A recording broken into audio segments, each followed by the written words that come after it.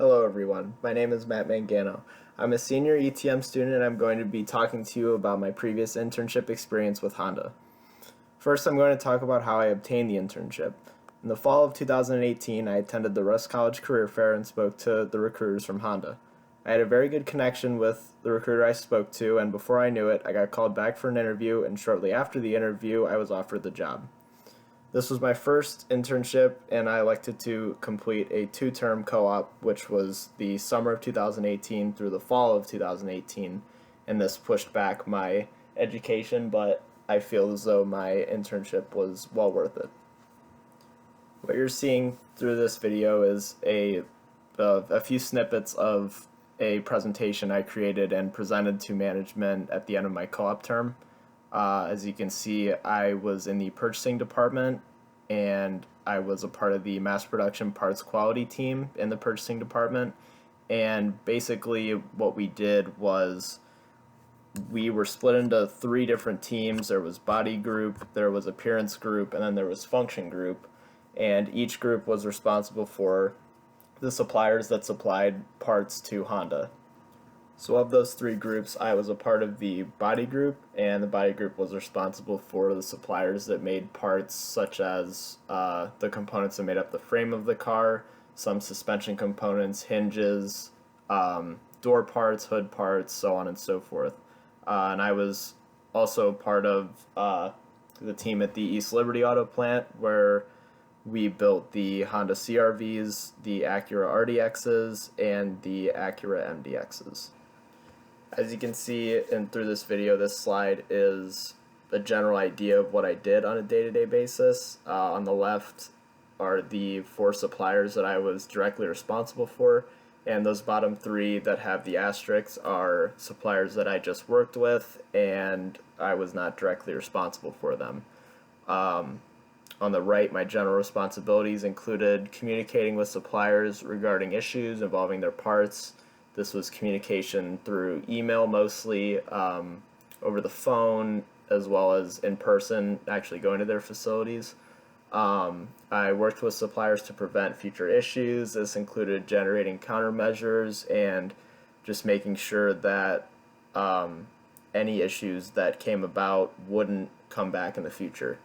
Approving change points. This would be anything from design changes through if a supplier wanted to move a piece of equipment across a shop floor or to a different facility, that had to be documented with proper data points, so we were sure that after the move that there would be no problems at startup.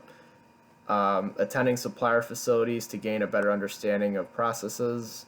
This was, I thought, one of the most beneficial parts of my job, was actually going to these suppliers to understand how they built their parts, and examining bad parts and investigation to determine the root cause.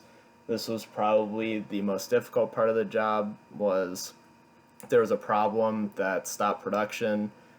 We had very limited time to figure out what the problem was and to contact the suppliers to make sure that the issue was contained so we wouldn't have any future issues. A couple pieces of advice I want to give you guys before this video ends is learn how to communicate effectively, not only in the workforce but in your everyday life. If you know how to communicate effectively, you'll be able to get the point across in one take, and you'll have a lot less questions, and this will lead to less mistakes when you communicate something to someone else and they have to do something for you. Another piece of advice is always be prepared, whether it's for an interview or just going to work every day. If you're not prepared going into an interview, it's going to show, and you're just going to end up shooting yourself in the foot, and it's not going to be a good time. My final piece of advice would be to just be yourself. I feel like that was part of the reason why I got this job in the first place, was because I was going up to a big corporation with no previous experience in a manufacturing industry, and I made a good connection with the recruiter, and I was just being myself and having a good conversation, and I feel like that's what led to this job. And I feel like just being yourself in the workforce and in an interview anywhere, it's just going to really help you in the long run, and you'll go really far. If you guys have any questions, feel free to reach out to me. My email is mm7197115@ohio.edu. If you have any questions about interviewing or working in this industry or anything like that, I'm always available and willing to help you guys out. Thank you.